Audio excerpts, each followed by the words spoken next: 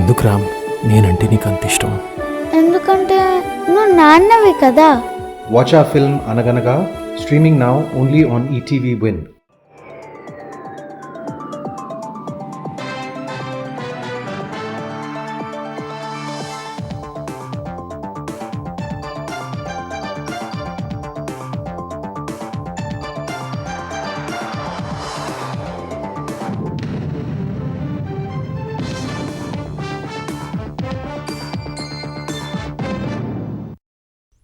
నమస్కారం, ETV news కు స్వాగతం. ముఖ్యాంశాలు. హైదరాబాద్ పాత బస్తీలో అగ్ని ప్రమాదం. ఒకే కుటుంబానికి చెందిన 17 మంది దుర్మరణం. మృతుల్లో 8 మంది చిన్నారులు.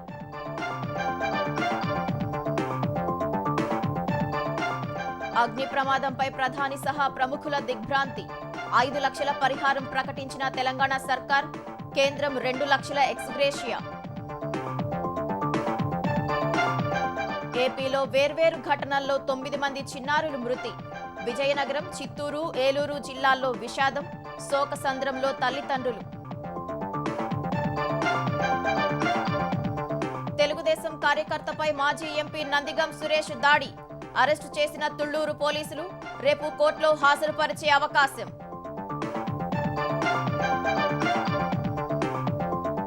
జూన్ 1 నుంచి తెలుగు రాష్ట్రాల్లో సినీ థియేటర్ల బంద్. అద్దె ప్రాతిపదికన నడపలేమన్న ఎగ్జిబిటర్లు. నిర్మాతలకు లేఖ రాయాలని నిర్ణయం. భారత్లో పలు ఉగ్రదాడుల సూత్రధారి పాక్లో హతం. లష్కరే తయ్యబా నేత సైఫుల్లా కాల్చివేత. దారి కాచి మట్టుబెట్టిన దుండగులు. పాకిస్తాన్కు ఐఎంఎఫ్ మరిన్ని షరతులు. అమలు చేస్తేనే నిధులు విడుదల చేస్తామని వెల్లడి. భారత్తో కయ్యం పెట్టుకోవద్దని హితవు.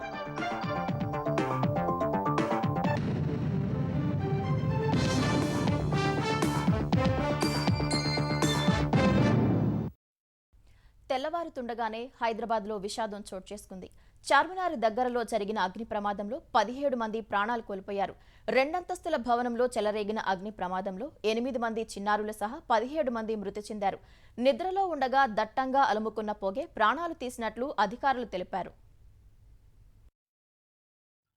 హైదరాబాద్ పాతబస్తీ చార్మినార్ సమీపంలోని గుల్జార్ హౌజ్ ప్రాంతంలో ఉన్న 2 అంతస్తుల భవనంలో తెల్లవారుజామున అగ్ని ప్రమాదం జరిగింది. ఉదయం 6:16 సమయంలో స్థానికులు గమనించి ఇచ్చిన సమాచారంతో అగ్నిమాపక సిబ్బంది హుటాహుటిన అక్కడకు చేరుకున్నారు. కింది అంతస్తులో వ్యాపించిన మంటలు పై అంతస్తుకు వ్యాపించినట్లు గుర్తించారు. ఇంట్లో పొగ చుట్టుముట్టడం, ఒకే మెట్ల మార్గం ఉండడంతో మంటలు ఆర్పుతూనే నిచ్చెనలతో మొదటి అంతస్తులోకి అగ్నిమాపక సిబ్బంది వెళ్లారు. తలుపులు పగలగొట్టి లోపల స్పృహ తప్పి పడిపోయిన 17 మందిని బయటకు తీసుకొచ్చారు. అనంతరం వారిని అంబులెన్స్లలో వివిధ ఆసుపత్రులకు తరలించారు.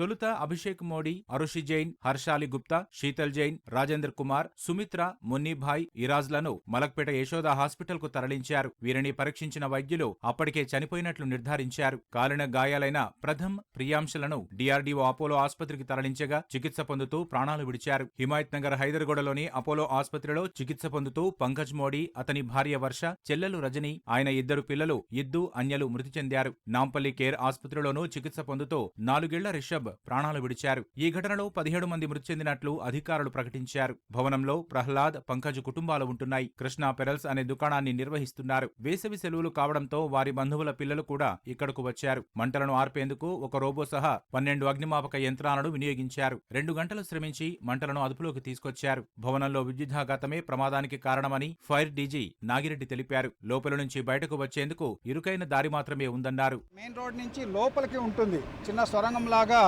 ఉన్న ప్లేస్లోంచి పోతే అక్కడ లోపల ఇళ్ళు ఉంటాయి. ఈ లోపల మొత్తం ఫస్ట్ ఫ్లోర్ పోయేది ఓన్లీ 1 మీటర్ స్టేర్ కేస్ మాత్రమే ఉంది. సో లోపల ఉన్నటువంటి ఇన్మేట్స్ రెస్క్యూ అయ్యేదానికంటే తప్పించుకునే మార్గమే లేదు. సో ఇది ఏంటంటే పాతకాల బిల్డింగు, అప్పుడు ఉన్నటువంటి నామ్స్ ప్రకారం కట్టి ఉంటారు. సో ఫైర్ ప్రికాషన్స్ ఏమాత్రం లేవు కాబట్టి పెద్ద ఇన్సిడెంట్ జరిగింది. మిక్స్డ్ ఆక్యుపెన్సీ అంటే కింద షాపులు లేకపోతే బిజినెస్ ఉండి పైన ఇళ్ళు ఉన్న ప్లేస్లలో ఖచ్చితంగా షాపులలో ఈ యొక్క ఫైర్ డిటెక్టర్స్ కానీ, స్మోక్ డిటెక్టర్స్ కానీ, స్మోక్ అలారమ్స్ పెట్టుకోవాల్సి ఉంటుంది. ఘటనపై దర్యాప్తు చేస్తున్నామని తెలంగాణ డీజీపీ జితేందర్ తెలిపారు. వివిధ ఆసుపత్రుల నుంచి మృతదేహాలను ఉస్మానియా ఆసుపత్రికి తరలించి శవపరీక్ష నిర్వహించారు. గుల్జార్ హౌస్ సమీపంలో జరిగిన అగ్ని ప్రమాదంపై ముఖ్యమంత్రి రేవంత్ రెడ్డి, మంత్రులు తీవ్ర దిగ్భ్రాంతి వ్యక్తం చేశారు. బాధితులను ఆదుకునేందుకు అవసరమైన అన్ని చర్యలు చేపట్టాలని ఉన్నతాధికారులను సీఎం ఆదేశించారు. హైదరాబాద్ ఇన్ఛార్జ్ మంత్రి పొన్నం ప్రభాకర్తో మాట్లాడి పరిస్థితిపై ఆరా తీశారు. అగ్ని ప్రమాద బాధితులతో ఫోన్లో మాట్లాడి ధైర్యం చెప్పారు. ప్రభుత్వ పరంగా అన్ని విధాలా ఆదుకుంటామని భరోసా ఇచ్చారు. మంత్రులు పొన్నం ప్రభాకర్, రాజనరసింహలతో కలిసి ఉప ముఖ్యమంత్రి భట్టి విక్రమార్క ఉస్మానియా ఆసుపత్రిలో బాధితులను పరామర్శించారు. ప్రభుత్వ పరంగా అండగా ఉంటామని భరోసా ఇచ్చారు. అనంతరం ఘటనాస్థలికి వెళ్లి ప్రమాదం జరిగిన తీరుపై ఆరా తీశారు. సీఎం ఆదేశాల మేరకు మృతుల కుటుంబాలకు 5 లక్షల చొప్పున ఎక్స్గ్రేషియా అందిస్తామని ప్రకటించారు. భవిష్యత్తులో ఇలాంటి ఘటనలు జరగకుండా చర్యలు తీసుకుంటామని భట్టి చెప్పారు. భవిష్యత్తులో మాత్రం ఇటువంటి సంఘటనలు పునరావృతం కాకుండా ఇక్కడ కావాల్సినటువంటి రిఫార్మ్స్ అన్నీ చేయాల్సిందే. ఆ కింద ఉన్నటువంటి నేరో ఎంట్రన్స్ కానీ ఫైర్ ఎప్పుడైనా పొరపాటు జరిగితే ఎస్కేప్ కావాల్సినటువంటి పరిస్థితులు కూడా లేకుండా ఉన్నాయి. కాబట్టి ప్రభుత్వం, ముఖ్యమంత్రి గారు ఇప్పటికే చాలా స్పష్టంగా నాకు చెప్పమని చెప్పారు. కూడా 2-3 రోజుల్లోనే దీనిపైన సీరియస్గా రివ్యూ చేసి ఇక్కడ తీసుకోవాల్సినటువంటి చర్యలన్నీ ఎటువంటి మొహమాటం లేకుండా దీన్ని కంట్రోల్ చేయడానికి కావాల్సినటువంటి చర్యలన్నీ తీసుకుంటామని చెప్పమని చెప్పారు. సో భవిష్యత్తును దృష్టిలో పెట్టుకొని కఠినంగా రాష్ట్ర ప్రభుత్వం ఆ నిర్ణయాలన్నీ చేస్తుంది. దానికి సహకరించవలసిందిగా స్థానిక పెద్దలకు కూడా నేను విజ్ఞప్తి చేస్తాను. గుల్జార్ హౌస్ ప్రమాదంపై ప్రధాని నరేంద్ర మోదీ దిగ్భ్రాంతి వ్యక్తం చేశారు. మృతుల కుటుంబాలకు 2 లక్షలు, క్షతగాత్రులకు 50,000 చొప్పున సాయం ప్రకటించారు. అగ్ని ప్రమాదంలో పలువురు మరణించడం చాలా బాధాకరమని లోక్సభలో ప్రతిపక్ష నేత రాహుల్ గాంధీ విచారం వ్యక్తం చేశారు. కేంద్ర మంత్రి కిషన్ రెడ్డి ఘటనాస్థలిని పరిశీలించి బాధిత కుటుంబాలను పరామర్శించారు. అగ్ని ప్రమాదంపై మాజీ ముఖ్యమంత్రి కేసీఆర్ విచారం వ్యక్తం చేశారు. మృతుల కుటుంబాలకు ప్రగాఢ సానుభూతి ప్రకటించారు. బాధితులను ఆదుకోవాలని బీఆర్ఎస్ నేతలు హరీష్ రావు, కేటీఆర్, తలసాని శ్రీనివాస్ యాదవ్ ప్రభుత్వాన్ని కోరారు. ఉస్మానియా ఆసుపత్రిలో బాధిత కుటుంబాలను పరామర్శించిన తలసాని బీఆర్ఎస్ అండగా ఉంటుందని తెలిపారు. ఉస్మానియా ఆసుపత్రిలో బాధిత కుటుంబాలను చార్మినార్ ఎమ్మెల్యే మీర్ జుల్ఫికర్ అలీతో కలిసి ఎంఐఎం అధినేత అసదుద్దీన్ ఓవైసీ పరామర్శించారు.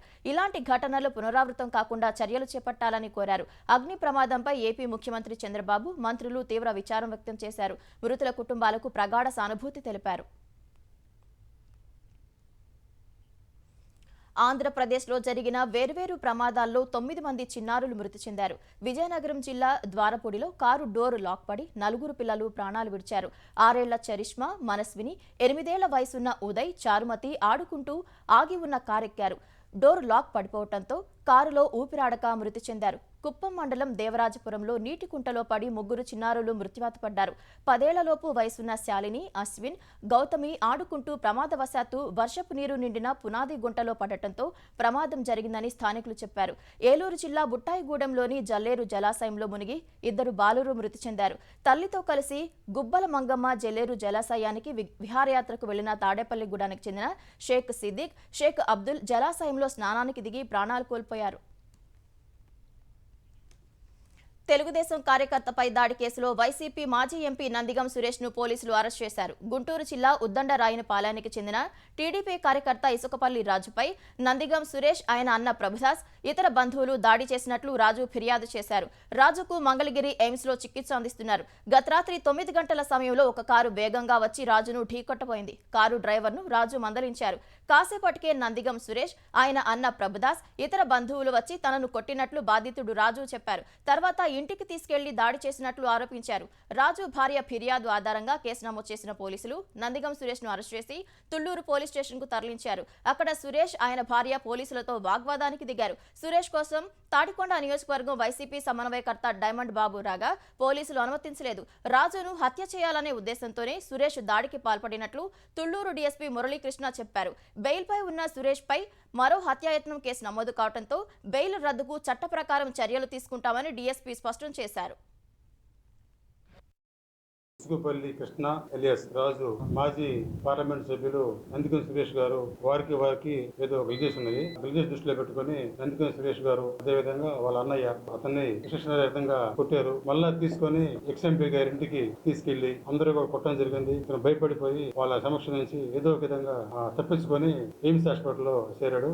అతను స్టేట్మెంట్ నమోదు చేసుకుని కేసు నమోదు చేయడం జరిగింది. ఎక్స్ఎంపీ గారి మీద ఇంతకు ముందు 12 కేసులు నమోదయ్యాయి. హత్య కేసులో కండిషన్ బెయిల్ లో ఉన్నాడు. కండిషన్ బెయిల్ లో ఉండి కూడా ఇంకొక వ్యక్తిని చంపడానికి ప్రయత్నం చేసినందువల్ల ఇమీడియట్ గా చర్య తీసుకోవడం జరిగింది.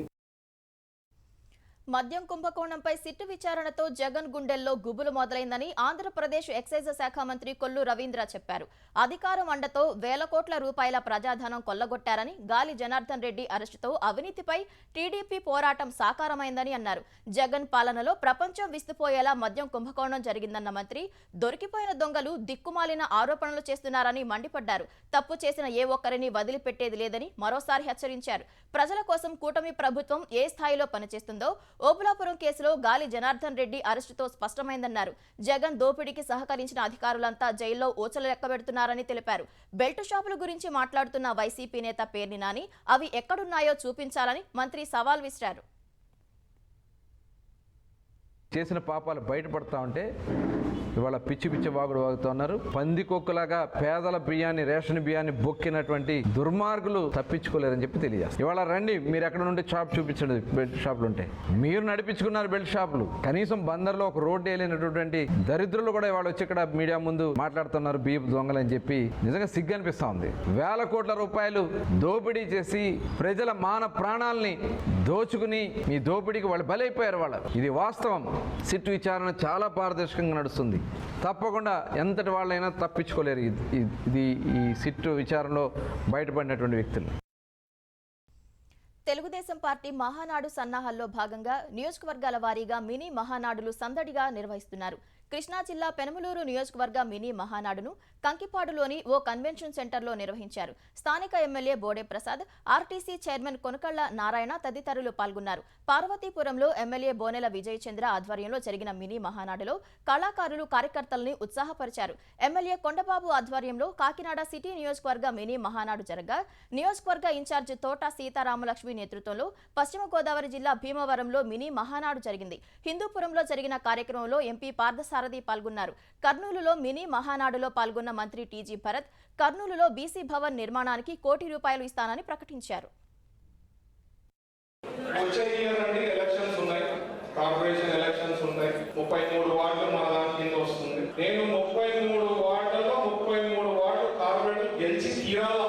మన హయాంలోనే గ్యారంటీగా పెద్ద ఇండస్ట్రీస్ వచ్చే గ్యారంటీ అవకాశం ఉంది. చంద్రబాబు గారు కూడా ఖచ్చితంగా చెయ్యాలనేది మనలో పూర్వకాల నుంచి లేపాక్షి వరకు ఒక ఇండస్ట్రియల్ కారిడార్ లాగా డెవలప్ చేయాలని చెప్తున్నారు. కాబట్టి బీసీ భవన్ ఫౌండేషన్ వేస్తున్నారు, కొన్ని పిల్లలు కట్టారు. సో ₹1 కోటి మా సైడ్ నుంచి సపోర్ట్ చేసి ఆ బీసీ భవన్ ని రీస్టార్ట్ చేసేదానికి ప్లాన్ చేస్తామని అనుకున్నాము. ఎందుకు రామ్ నేనంటే నీకు అంత ఇష్టం? ఎందుకంటే నువ్వు నాన్నవి కదా. Watch our film Anaganaga, streaming now only on ETV Win. పాకిస్తాన్పై అంతర్జాతీయ ద్రవ్యనిధి సంస్థ IMF 11 కొత్త షరతులను విధించింది. బెయిలౌట్ కార్యక్రమంలో భాగంగా తదుపరి దశలో నిధులు విడుదల చేయాలంటే నూతన షరతులను తప్పక అమలు చేయాలని స్పష్టం చేసింది. 2025 జూన్లోపు 2026 ఆర్థిక సంవత్సర బడ్జెట్కు పార్లమెంట్ ఆమోదం తెలపాలని షరతు విధించింది. జూన్లోపు 4 రాష్ట్రాల్లో కొత్త వ్యవసాయ ఆదాయ పన్ను చట్టాలను అమల్లోకి తేవాలని ఆదేశించింది. 2026 ఫిబ్రవరి 15 నాటికి గ్యాస్ ఛార్జీలను సవరించాలని సూచించింది. గృహ అవసరాలకు వినియోగించే విద్యుత్లో యూనిట్ పై ఉన్న ₹3.21 పరిమితిని తొలగించాలని ఆదేశించింది. ఇందుకోసం పార్లమెంటులో చట్టం చేయాలని తెలిపింది. 3 ఏళ్లు పైబడి వాడిన కార్ల దిగుమతిపై ఆంక్షలను ఎత్తివేయాలని కోరింది. భారత్తో ఉద్రిక్తతలు పెంచుకోవటం వల్ల మరిన్ని సమస్యలు ఉత్పన్నమవుతాయని పాకిస్తాన్కు IMF చురకలు అంటించింది. నాగ్పూర్లోని RSS ప్రధాన కార్యాలయంపై 2006లో జరిగిన దాడి వెనుక ప్రధాన సూత్రధారి లష్కరే తయ్యబా కీలక నేత సైఫుల్లా పాకిస్తాన్లో హతమయ్యాడు. పాకిస్తాన్లోని సింధు ప్రావిన్స్లో గుర్తు తెలియని వ్యక్తులు అతన్ని హతమార్చారని అక్కడి అధికారులు తెలిపారు. ఆపరేషన్ సింధూర్ తర్వాత సైఫుల్లాకు పాక్ ప్రభుత్వం భద్రత కల్పించింది. అయితే ఈ మధ్యాహ్నం మట్లీలోని తన నివాసం నుంచి బయలుదేరిన సైఫుల్లాను ఒక క్రాసింగ్ వద్ద దుండగులు కాల్చి చంపారని అధికారులు తెలిపారు. భారత్లోని నాగ్పూర్, రాంపూర్, బెంగళూరులో ఉగ్రవాదుల సూత్రధారిగా సైఫుల్లా వ్యవహరించాడు. 2006లో నాగ్పూర్లో ఆర్ఎస్ఎస్ ప్రధాన కార్యాలయంపై దాడి ఘటనలో అతడి పాత్ర ఉన్నట్లు అధికార వర్గాలు పేర్కొన్నాయి. 2005 బెంగళూరులో ఇండియన్ ఇన్స్టిట్యూట్ ఆఫ్ సైన్స్ పై దాడి ఘటనతో సైఫుల్లాకు సంబంధం ఉంది. 2001లో రాంపూర్లో సిఆర్పీఎఫ్ క్యాంపుపై దాడి ఘటనలోనూ సైఫుల్లా కీలక సూత్రధారిగా ఉన్నాడు. భారత్ పాకిస్తాన్ మధ్య కాల్పుల విరమణ కొనసాగుతోందని రక్షణ శాఖ వెల్లడించింది. కాల్పుల విరమణకు ఎలాంటి గడువు లేదని స్పష్టం చేసింది.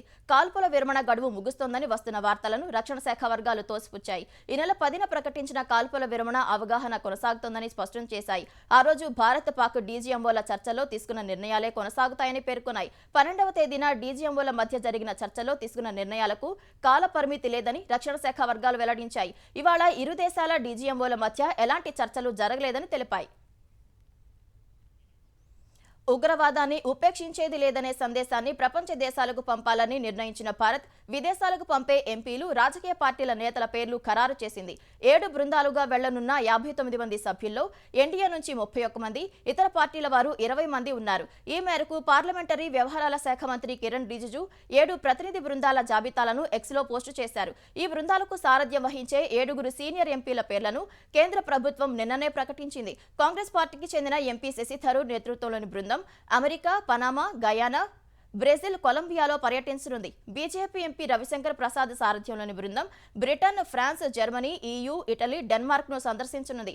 అధికార పార్టీకే చెందిన బైజయంత్ పాండా నేతృత్వంలోని బృందం సౌదీ అరేబియా, కువైట్, బహ్రెయిన్, అల్జీరియాలో పర్యటించనుంది. జేడీయూ ఎంపీ సంజయ్ కుమార్ ఝా బృందం Indonesia, republic of Korea, Japan, Singapore వెళ్లనుంది. శివసేన ఎంపీ శ్రీకాంత్ సిందే నేతృత్వంలోని బృందం UAE, లైబీరియా, కాంగో, సియర్రా లియోను సందర్శించనుంది. డిఎంకే ఎంపీ కనుమూలి బృందం స్పెయిన్, గ్రీస్, స్లోవేనియా, లాత్వియా, రష్యాలో పర్యటించనుంది. ఎన్సీపీ శరత్ చంద్ర పవార్ వర్గం ఎంపీ సుప్రియా సూలే బృందం ఈజిప్ట్, ఖతార్, ఇథియోపియా, దక్షిణాఫ్రికాను సందర్శించనుంది. తుర్కియా యూనివర్సిటీలతో కుదుర్చుకున్న ఒప్పందాలను రద్దు చేసుకున్న జాబితాలో తాజాగా ఐఐటీ బాంబే చేరింది. ప్రస్తుతం నెలకొన్న పరిస్థితుల నేపథ్యంలో తుర్కియా విశ్వవిద్యాలయాలతో కుదుర్చుకున్న ఒప్పందాలను తదుపరి ఆదేశాల వరకు నిలిపివేస్తున్నామని సామాజిక మాధ్యమం ఎక్స్లో పోస్టు చేసింది. తుర్కియాలోని కొన్ని ఉన్నత విద్యా సంస్థలతో ఐఐటీ బాంబేకు ఆచార్యుల మార్పిడికి సంబంధించిన ఒప్పందాలు ఉన్నాయి. తుర్కియాలోని ఇనోను యూనివర్సిటీతో కుదుర్చుకున్న ఎంఓయూను ఇటీవలే ఐఐటీ రూర్కీ రద్దు చేసుకుంది. తుర్కియే అజర్బైజాన్లోని 23 విశ్వవిద్యాలయాలతో కుదుర్చుకున్న 23 ఒప్పందాలను చండీగఢ్ యూనివర్సిటీ రద్దు చేసుకుంది. ఆపరేషన్ సింధూర్ సమయంలో పాకిస్తాన్కు బహిరంగంగా మద్దతు తెలిపిన తుర్కియా పట్ల భారత్లో తీవ్ర వ్యతిరేకత వ్యక్తమవుతోంది. పాకిస్తాన్కు గూఢచర్యం చేస్తూ అరెస్టైన హర్యానా యూట్యూబర్ జ్యోతి మల్హోత్రా విచారణలో విస్తుపోయే విషయాలు వెలుగులోకి వస్తున్నాయి. ఢిల్లీలోని పాక్ ఎంబసీలో డానిష్ అనే అధికారి ఇచ్చిన ఇఫ్తార్ విందులో పాల్గొన్నట్లు ఆమె యూట్యూబ్ వీడియోలో బయటపడింది. భారత సైన్యానికి చెందిన సున్నితమైన సమాచారాన్ని ఆమె వాట్సాప్, టెలిగ్రామ్ ద్వారా పాకిస్తాన్కు చేరవేసిందని అధికారిక వర్గాలు వెల్లడించాయి. డానిష్ సహకారంతో 4 కంటే ఎక్కువ సార్లు ఆమె పాక్లో పర్యటించిందని పేర్కొన్నాయి. పాకిస్తాన్ మాజీ ప్రధాని నవాజ్ షరీఫ్ కుమార్తె మరియంను ఈ యూట్యూబర్ కలిసినట్లు ఓ ఇన్స్టాగ్రామ్ వీడియోలో లభ్యమైంది. పాకిస్తాన్ నిఘా వర్గాలకు చెందిన ఓ అధికారితో సన్నిహిత సంబంధం కొనసాగించి ఇండోనేషియా వెళ్లి వచ్చినట్లు అధికారిక వర్గాలు తెలిపాయి. భారత్కు వచ్చిన తర్వాత డానిష్ సూచనతో అహ్వాన్ అనే వ్యక్తిని ఆమె కలుసుకుందని తెలుస్తోంది. పాకిస్తాన్ నిఘా, రక్షణ విభాగాలకు చెందిన వ్యక్తులకు అతడు ఆమెను పరిచయం చేశాడని సమాచారం. ఎవరికంటా పడకుండా ఉండేందుకు తన పాకిస్తానీ కాంటాక్ట్ల వివరాలను ఇతర పేర్లతో సేవ్ చేసినట్లు ఆమె అంగీకరించినట్లు తెలుస్తోంది. జ్యోతి మల్హోత్రా ఫోన్, ల్యాప్టాప్ స్వాధీనం చేసుకున్న పోలీసులు ఆమె బ్యాంకు లావాదేవీలను పరిశీలిస్తున్నారు. ఆంధ్రప్రదేశ్ వ్యాప్తంగా ఆపరేషన్ సింధూర్ను విజయవంతం చేసిన దేశ సైన్యానికి సంఘీభావంగా 2వ రోజు కూటమి నేతలు తిరంగా యాత్రలను నిర్వహించారు. పల్నాడు జిల్లా పిడుగురాళ్లలో సైన్యానికి సంఘీభావంగా ర్యాలీ చేపట్టారు. ఈ ర్యాలీలో 300 అడుగుల జాతీయ జెండాను ప్రదర్శించారు. డాక్టర్ బిఆర్ అంబేద్కర్ కోనసీమ జిల్లా ముమ్మిడివరం, రావులపాలెంలో కూటమి ఆధ్వర్యంలో తిరంగా యాత్ర జరిగింది. శ్రీ సత్యసాయి జిల్లా కదిరి, హిందూపురంలో కూటమి నేతలు వేలాది మందితో ర్యాలీ జరిపారు. సైన్యానికి సంఘీభావంగా శ్రీకాకుళం జిల్లా నరసన్నపేటలో తిరంగా ర్యాలీ చేశారు. నరసన్నపేట ఎమ్మెల్యే బగ్గు రమణమూర్తి ఈ ర్యాలీని ప్రారంభించారు. వైఎస్ఆర్ జిల్లా జమ్ములమడుగులో సంజామల మోటు నుంచి గాంధీ కోడెల వరకు కూటమి నేతల ఆధ్వర్యంలో ర్యాలీ జరిగింది. విశాఖలో ప్రభుత్వ విప్ గణబాబు నేతృత్వంలో గోపాలపట్నం నుంచి ఎన్ఏడి జంక్షన్ వరకు ర్యాలీ చేపట్టారు. నెల్లూరు రూరల్లో ఎమ్మెల్యే కోటంరెడ్డి శ్రీధర్రెడ్డి తిరంగా ర్యాలీని నిర్వహించారు. నంద్యాలలో జరిగిన ర్యాలీలో ఎంపీ బైరెడ్డి శబరి పాల్గొన్నారు. ప్రతి 4-6 నెలలకోసారి దేశంలో ఏదో ఎన్నిక జరగటం వల్ల ఎంతో నష్టం కలుగుతుందని కేంద్ర మంత్రి శివరాజ్ సింగ్ చౌహాన్ అన్నారు. ఎప్పుడు ఎన్నికల పనే ఉంటే ప్రజలకు సేవ చేసేది ఎప్పుడని ప్రశ్నించారు. హైదరాబాద్లోని ఓ హోటల్లో జరిగిన వన్ నేషన్ వన్ ఎలక్షన్ పై నిర్వహించిన అవగాహన కార్యక్రమానికి కేంద్ర మంత్రి కిషన్ రెడ్డి హాజరు కాగా శివరాజ్ సింగ్ వీడియో కాన్ఫరెన్స్ ద్వారా ప్రసంగించారు. దేశవ్యాప్తంగా ఒకేసారి ఎన్నికలు నిర్వహిస్తే భారీగా ఖర్చవుతుందని చెప్పారు. ప్రధాని నరేంద్ర మోదీ ఆధ్వర్యంలో అనేక మార్పులు వచ్చాయని, వన్ నేషన్ వన్ ఎలక్షన్ తో కూడా మార్పు ఖచ్చితంగా వస్తుందని కిషన్ రెడ్డి ఆశాభావం వ్యక్తం చేశారు. తెలుగు రాష్ట్రాల్లో జూన్ 1 నుంచి సినిమా థియేటర్ల బంద్ పాటించాలని ఎగ్జిబిటర్లు నిర్ణయించారు. సినిమా ప్రదర్శనలకు సంబంధించి అద్దె ప్రాతిపదికన కాకుండా వాటా ప్రాతిపదికన చెల్లింపులు చేయాలని డిమాండ్ చేస్తూ తెలుగు రాష్ట్రాల్లోని పలువురు ఎగ్జిబిటర్లు తెలుగు ఫిల్మ్ ఛాంబర్లో సంయుక్తంగా సమావేశం నిర్వహించారు. సుమారు 60 మందికి పైగా ఎగ్జిబిటర్లు ఈ సమావేశానికి హాజరై సినిమా థియేటర్ల పరిస్థితి, అద్దె విధానంలో నష్టాలు, పర్సంటేజ్ల విధానంపై చర్చించారు. ప్రస్తుత పరిస్థితుల్లో పర్సంటేజ్ విధానంతోనే థియేటర్ల మనుగడ సాధ్యమవుతుందనే అభిప్రాయానికి వచ్చారు. ఈ విషయంపై ఫిల్మ్ ఛాంబర్ ద్వారా నిర్మాతలందరికీ లేఖ రాయాలని తీర్మానించారు. నిర్మాతలు, డిస్ట్రిబ్యూటర్లు అంగీకరించిన పక్షంలో జూన్ 1 నుంచి తెలుగు రాష్ట్రాల్లోని సింగిల్ స్క్రీన్ థియేటర్లన్నీ మూసివేసి నిరసన వ్యక్తం చేయాలని నిర్ణయించుకున్నట్లు తెలుస్తోంది. కాళేశ్వరం క్షేత్రంలో సరస్వతి పుష్కరాలు వైభవంగా సాగుతున్నాయి. ఆదివారం సెలవు రోజు కావడంతో పుష్కర్ ఘాట్ ఆలయం కిటకిటలాడాయి. సుదూర ప్రాంతాల నుంచి భక్తులు త్రివేణి సంగమంలో పుణ్యస్నానాలు ఆచరించి సరస్వతి మాతకు మొక్కులు చెల్లించుకున్నారు. తెలంగాణతో పాటు ఇతర రాష్ట్రాల నుంచి సైతం భక్తులు పెద్ద ఎత్తున తరలిరాగా 2 కిలోమీటర్ల మేర వాహనాలు నిలిచిపోయాయి. పుష్కర స్నానం అనంతరం కాళేశ్వర ముక్తీశ్వర స్వామి దర్శనానికి భక్తులు బారులు తీరారు. రోజు రోజుకి పుష్కరాలకు వచ్చే భక్తుల సంఖ్య పెరుగుతోందని స్థానికులు, అధికారులు చెబుతున్నారు. ప్రభుత్వం చేసిన ఏర్పాట్లపై భక్తులు హర్షం వ్యక్తం చేస్తున్నారు. తెలంగాణలోని ప్రముఖ పర్యాటక ప్రాంతాలన్నింటినీ చుట్టేస్తున్న మిస్ వరల్డ్ పోటీదారులు కమాండ్ కంట్రోల్ సెంటర్ను సందర్శించారు. హైదరాబాద్లోని శాంతి భద్రతల పరిరక్షణకు కేంద్ర బిందువుగా ఉన్న కమాండ్ కంట్రోల్ సెంటర్ను ఆసక్తిగా పరిశీలించారు.